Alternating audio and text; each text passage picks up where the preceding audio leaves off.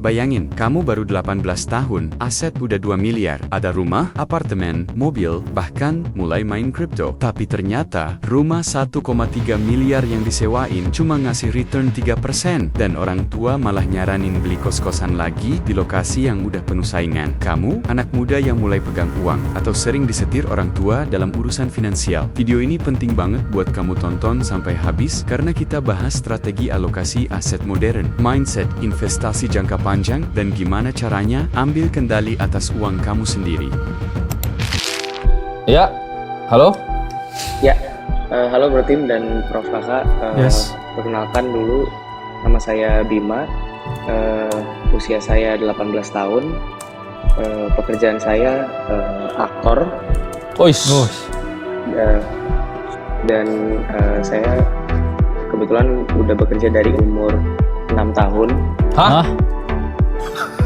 Iya, jadi saya aktor cilik. Oh, aktor cilik, Nak. Bima Apa? siapa Bima namanya? siapa namanya kamu? Bima titik Azriel kalau bisa dicari di Instagram. Oh ini bro, Bima aktor Azriel. bro. Oh, beneran aktor ya? Beneran aktor. Oh, aktor cilik kamu ya. W Bima. Mantep. Oh, ini film kamu nih ya? All Apa? We Need Is Time ini. Oh, Damn. kau dan dia. Shish. Wih. Jadi kamu Oke, bekerja siang. Oke, lanjut. Oke. Oke, mungkin saya mau cerita dulu kondisi network saya ini Ya. di luar uang orang tua saya karena saya masih ditanggung sama orang tua juga. Oke. Ya. Saat ini saya kuliah di UMN semester 2. Semester 2. Nggak di Serpong itu ya? Bukan? Iya, di Gading Serpong. Total network saya ini ada di 2,1 miliar.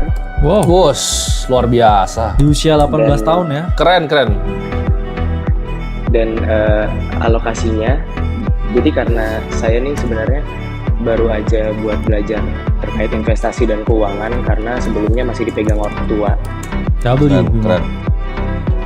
Nah, untuk alokasinya sendiri itu, saya ada rumah di Pondok Kelapa, harga pasarannya kurang lebih 1,3 sampai 1,7, tapi saya ambil yang paling kecil aja di 1,3. Lalu Ya. ada apartemen di Kalibata City Oke. senilai 400 juta pasarannya, Kamu sewain semua? disewain semua. Oh, nice. Lalu ada mobil 250 juta dan ada motor senilai 70 juta. Sorry, boleh kasih tahu harga sewanya? Yang dari Pondok Kelapa itu berapa? Di Pondok Kelapa itu kurang lebih 40 juta setahun. Apartemen itu kurang lebih 3 jutaan. Oke. Tapi ya nggak full semua setahun sih. Biasanya paling akumulasinya 10 bulan. 400 juta ya apartemennya tadi? 400 juta. Oh, disewain 3 juta sebulan? Disewain 3 juta sebulan. Oke. 36 juta mungkin setahun. Iya. Lalu untuk liquid saya itu ada di dana darurat itu ada 60 juta, masih sedikit sih. Iya. Itu saya taruh di RDPU dan deposito. Berapa totalnya RPU deposito? Lalu 60 juta. Oke. Nice. Keren. Lalu ada emas 40 gram, mungkin 53 jutaan. 60-an. Lalu di bank sih ada buat pegangan sekitar 8 juta. Lalu untuk di kripto sendiri saya baru banget belajar sih, jadi baru nyicil DCA Bitcoin masih 2,3 Oke. 2,3 juta untuk Bitcoin aja. Lalu saya ada pendapatan dari orang tua masih 500.000 seminggu. Ya. Lalu pengeluaran saya bisa saving dari uang jajan orang tua itu setengahnya. Jadi kurang lebih saya keluar per bulannya 1 juta dari yang orang tua, lalu 1 jutanya mungkin dari pegangan saya sendiri. Oke. Pertanyaannya sih gini, saya kan bisa dibilang pendapatannya tuh nggak pasti ya. Jadi setiap Betul, per ya. project kan kalau film itu. Dan kalau kisaran sendiri itu saya per film per project mungkin bisa 70 sampai 150 per project. Wah, keren. Tergantung ada berapa adegannya di situ. Ya. Dan ini saya hitung-hitung mungkin dari yang terdekat dari tahun ini, dari Januari sampai bulan ini saya itu ada 3 project, saya dapat 285 juta. Oke. Lalu pertanyaannya sih, Nice. saya tuh sebenarnya kan pengennya ketika nanti pas nikah itu punya pendapatan yang tetap kan per bulannya gitu agar Udah mau 18 nikah tahun kamu udah bisa nikah. lebih pasti Hah? gitu. Karena mungkin ini banyak Enggak, ini belum, apa Mas. main film percintaan mungkin bro. Kamu main film percintaan ya? Kamu udah mau Waduh. nikah 18. Enggak, belum 18, maksudnya targetnya masih 25 lah. Oh, oke. Nah, enggak sekarang. Oke. Cuman saya mau nanya kira-kira di umur segitu tuh dengan pendapatan saya yang Ya. tetap ini, saya alokasinya kemana agar dapetin mungkin dari dividen, dari saham atau misalnya dari obligasi gitu. Ya. Pertama sih gitu. Oke, keren. Jadi gini, ada satu pertanyaan sebelum kita mungkin breakdown asetnya ya.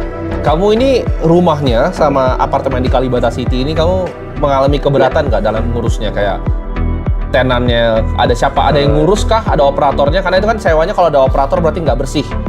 Belum lagi ada pengurangan biaya-biaya lainnya. Gimana itu? Saat ini sih masih dipegang sama orang tua. Oke, dipegang sama orang tua berarti.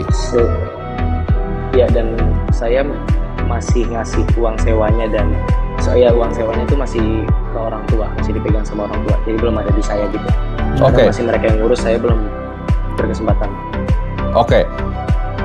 Itu berarti 3 juta sebulan, 36 juta setahun ya? Ya, Kalau yang Yang 40 juta apartemen. itu per tahun? per tahun. Oke. Gini ya, jadi kamu kan investasi itu apapun bentuknya itu sama. Kamu kenapa awalnya beli rumah sama beli apartemen? Dorongan dari orang tua atau kamu memang pengen sendiri mau jadi apa? Mau jadi landlord dia? Udah jadi nih Kiyosaki muda. Iya, ya. mau jadi Kiyosaki muda kamu? Ya mungkin tapi sebelum itu ya Enggak sih. kamu harus ya congrats ya Bima karena Iya. kamu keren. masuknya top 1% di Indonesia dan top 0,1% di usia 18 tahun. Ya. Data Credit Suisse itu. Di dunia itu ya Iya. bahkan. Iya, jadi ya congrats ya. Maksudnya kamu udah outdone yourself ya, harusnya bangga. Iya. Nah, ya itu rumahnya itu dorongan dari mana? Apakah diri sendiri nonton Robert Kiyosaki atau gimana itu? Enggak sih, itu karena dari orang tua. Karena saya kan selama masih kecil tuh belum mikirin uang kemana gitu. Jadi orang tua tuh alokasinya ke rumah gitu. Oh, Oke. kas artis ya biasanya, kas anak artis. kas orang artis. tua artis ya. Iya.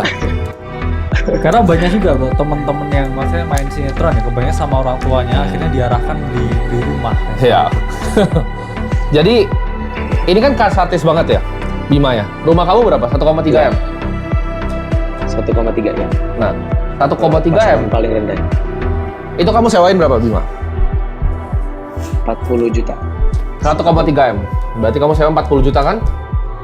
Ini kan? Iya. Ini kamu dapetin yield sekitar 3%-an. 3,06 lah. Kita ngomong 3% aja, Bima. Ini yang penting, Bima. Jadi, rumah yang kamu tinggalin, ini belum capital gain ya, tapi harusnya di Pondok Kelapa, harusnya ini nggak kemana-mana ya, Bima ya. Malah ini kalau kamu Iya. jual tuh biasanya turun nih. Ini paling listing value-nya nih, Bima nih. Tapi kalau kamu jual tuh bisa dia 1,2, belum kurangin agent fee segala macam. Actual value-nya ya. Actual value-nya bahkan transaksinya ya kalau realistis 1,1 lah sebenarnya. Belum kalau kena broker juga. Ya, belum kalau- 1%, 2% ya. Belum kamu kepotong 1%, 2% lagi sama mereka ya. Jadi kira-kira rumah kamu tuh value-nya capital gain-nya nggak ada. Tapi kita ngomong pakai yang ada di pikiran kamu dulu, 1,3 miliar.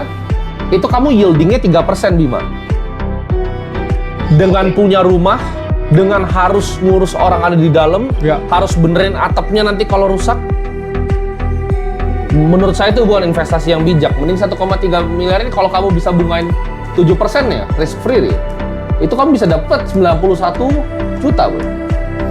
Iya. Dengan ngaso, Bima. Plus kurang juga ya, kalau properti kan harus ada maintenance fee-nya Betul. setiap bulan. Terus habis itu kamu juga ngitung juga depresiasi Nah, betul, Bro.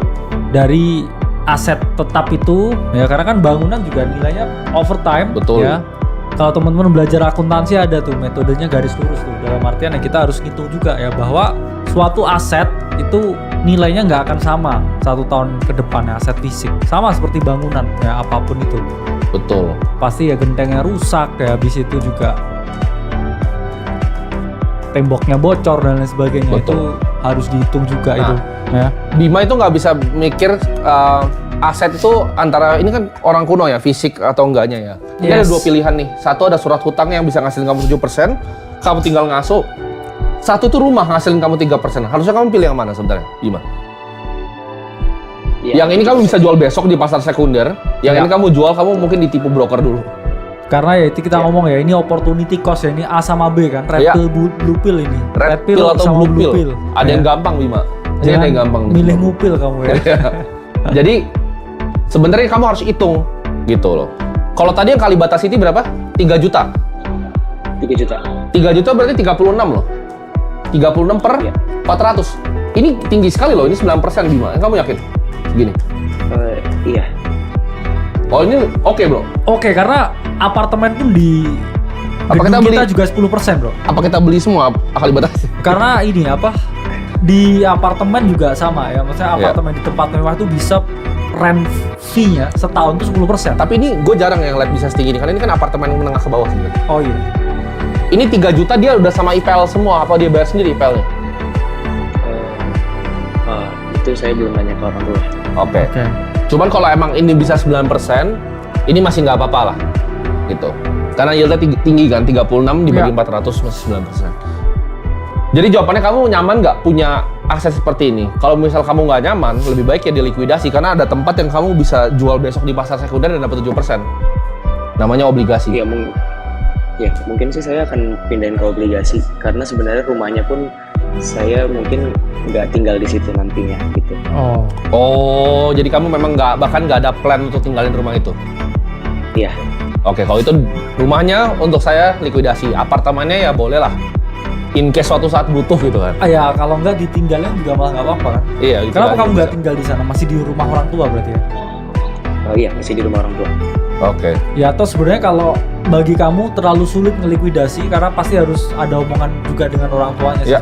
Yaitu mungkin kayak future cash yang kamu dapetin ke depan aja yang kamu alokasiin. Jangan alokasikan ke properti, karena Iya. properti itu gini, banyak yang terjebak dengan properti ngerasa itu gampang, tapi sebenarnya banyak hidden cost-nya. Pasti. Hidden cost-nya, broker fee-nya, Ini segala nggak macam. gampang dilikuidasinya. Betul, kayak broker pengalaman Iya. nih dia. Jadi ya sulit. Properti itu sulit. Apalagi ya dengan keadaan ekonomi sekarang, Betul. saya rasa tambah lesu kayaknya. Tapi kalau 3% sih, ini general advice likuidasi sih. Karena Iya. ini keribetan di atas deposito tuh sesuatu yang tidak dilakukan orang finance. Nggak ending ya, kamu hitung kamu dapat rent fee-nya berapa, terus kamu hitung ya maintenance cost-nya kamu setiap bulan sama depresiasinya kamu Betul. break even. Jadi Oh, gini, jadi gini, Bima ya tadi ya. Properti itu cara mainnya namanya sebenarnya bukan yielding rental, tapi namanya internal rate of return. Tapi ini biasa orang yang bikin kos-kosan atau mau bangun hotel atau mau bangun F&B di atas propertinya.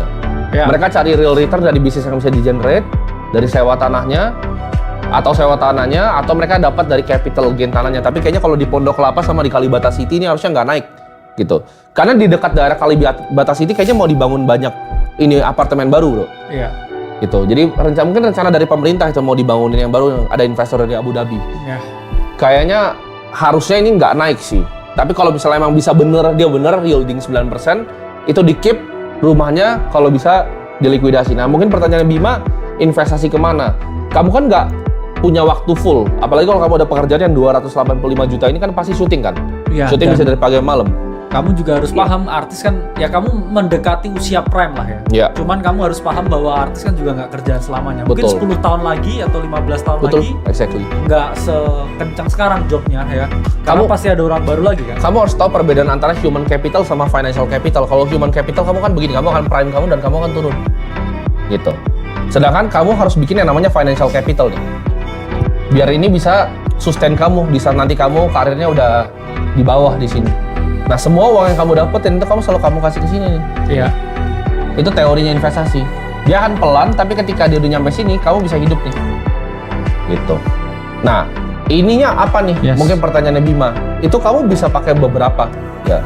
Tapi yang paling general aja, itu sebenarnya karena dia mungkin agak sibuk kali ya. Kamu Benar. bisa bagi lebih begini paling. Ini mungkin ini bonds dulu nih dia. 60-70% kan? Iya, stocks. Gue agak jelek sih gambar gue, tapi kayak Iya. idenya ya mungkin gitu. 60-70% di bonds. Yes. Nah ini kamu bisa taruh di banyak nih, kamu bisa taruh antara di FR. Kalau rekomendasi saya Bima ya, bondsnya, ini kamu beli USD nih, kamu beli USD, karena uang kamu kan udah sizable sekarang kan. Nanti mau masuk 255 juta lagi. Ini USD, terus kamu belinya Indon atau Indois. Ini obligasi yang kamu beli. Itu kamu tanya di bank kamu pasti tahu mereka RM-nya. Iya. Stoknya juga mungkin di blue chip ya. Iya, Stoknya blue chip. blue chip yang mana ya kita ngomong yang pertumbuhan Iya. dari revenue-nya, profitnya juga tetap tinggi dan yang bisa ya cashco yang ngasih dividen juga. Iya, Ya. setuju. Kalau kamu gatel-gatel ya kripto paling pol ya 10% lah. 10% boleh lah, kamu beli Bitcoin Yes. 10% boleh. Boleh. Cuman ya tadi ya metodenya tetap juga dengan DC ya, karena kamu tahu juga kamu harus baru mulai belajar kripto itu ada siklusnya ya, nggak selamanya naik terus pasti, dan ya kamu harus hati-hati ya dengan exposure kecil itu. Ini Iya. udah golden sih menurut saya. Udah golden kamu. Mayoritas di bonds ya, Iya. likuidasi aset yang nggak perlu ya, future cashnya ya lokasiin seperti ini. Dia bentar lagi uangnya mungkin bisa 5M. Keren tapi 5M dia umur bisa 18 yielding tahun ya, 7%. punya aset segitu udah melek investasi Ya. ya, terkenal pula ya Bima hasilnya. Cocok. Bima. Ada Yes. pertanyaan lagi Bima? Ada satu pertanyaan lagi sih. Boleh. Ya. Jadi saya tuh ada tawaran dari orang tua buat ngejual rumah dan apartemen saya yang ada sekarang ini untuk dijadikan kos-kosan di daerah Gading Serpong. Nah, itu balik lagi nih. Ya, orang tua lagi. Orang tua lagi, Back oke. and forth. Gading Serpong di mananya? Tapi di Alogio. Kayaknya paham banget lu. Oh, paham betul. Oke, dia mau kos-kosan berapa kamar itu? Di Alogio itu. Itu ada 10 kamar. Untuk harga rumahnya saya waktu itu 2,2 sebelum dinego ya.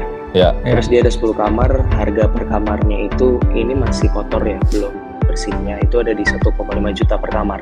Oke. Kamu tahu nggak Alogio tuh isinya semuanya kos-kosan, makanya ada lapangan basket setengah lapangan di situ.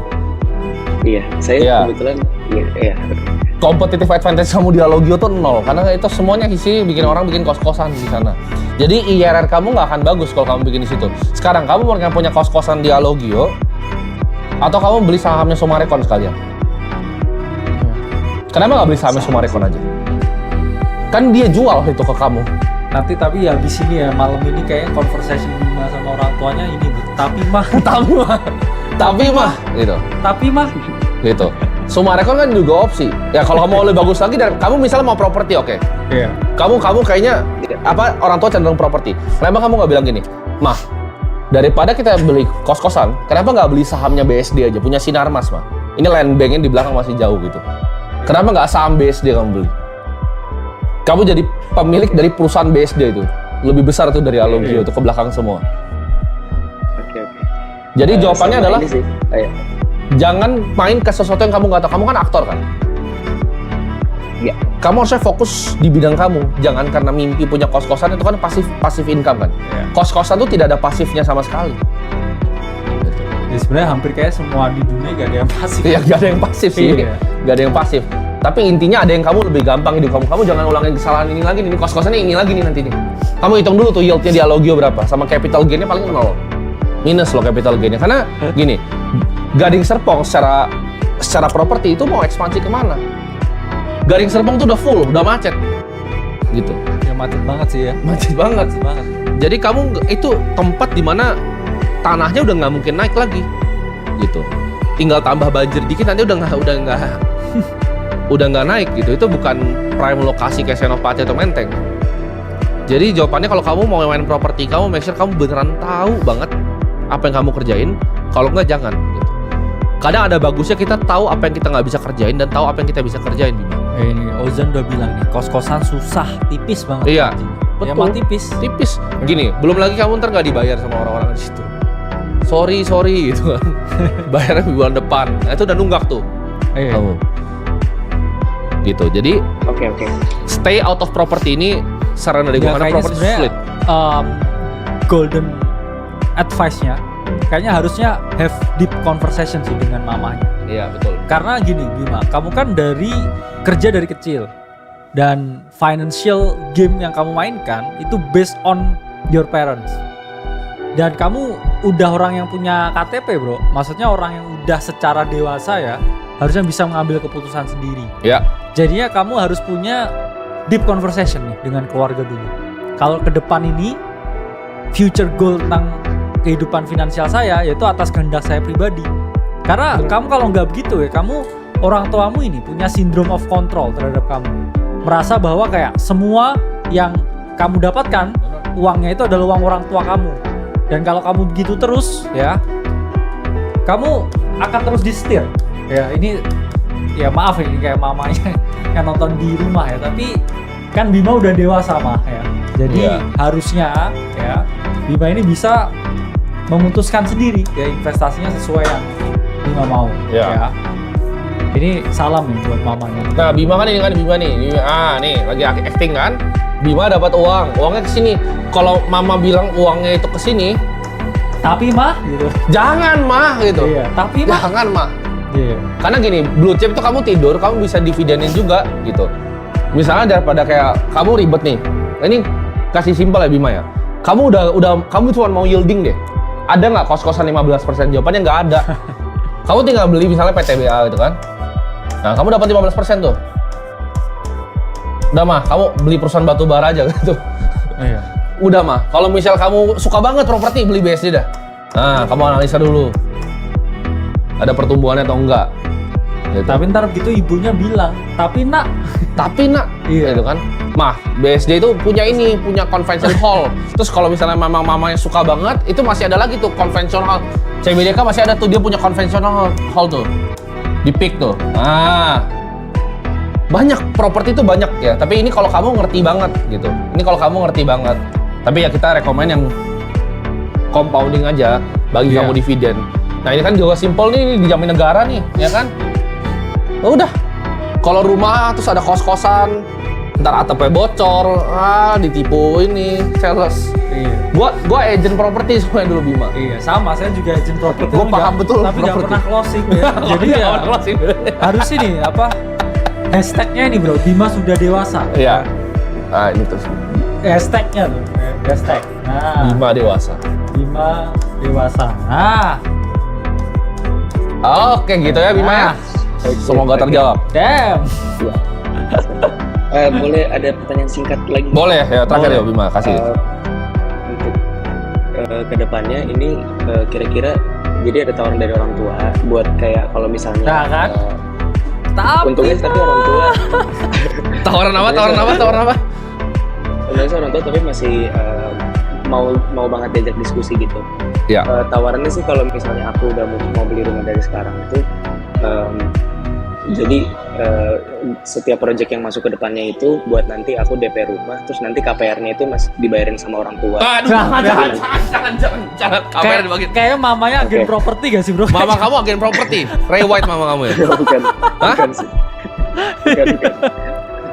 Ditawarinnya rumah, kos-kosan, apartemen. Kenapa? Mama Itu kamu? listingan mama kamu. Itu jangan-jangan. listingan mama kamu jangan-jangan.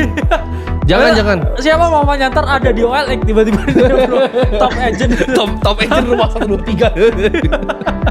Sebenarnya sih pertanyaannya lebih ke kira-kira saya kapan bisa buat beli rumahnya? Apakah saya nabung terus sampai nanti saya bisa beli? Sewa cash dulu atau- Bim. Kenapa mau rumah Bim? Oke. Nggak apa-apa sih. Buat nanti mungkin ditinggalin. Enggak gini. Itu kan ilusi yang ada di kepala seorang kan. Rumah lebih enak buat tinggal. Tapi jawabannya enggak. Kamu bisa sewa aja kok. Di Terus apartemen lebih enak. kamu ya? sewa di apartemen, ya kan? Sampai kamu punya uang lebih banyak lagi, terus kamu bangun rumah impian kamu ya. Itu kan lebih enak Bim. Iya, dengan gadis Oke. impian kamu ya. Iya. Siap. Oke. Makasih Oke. banyak. buat Keren, dan Bima. Oke, Sewa Bima dulu. Azriel ya, W. Siap. Dilan kecil, W. W. W Dilan kecil.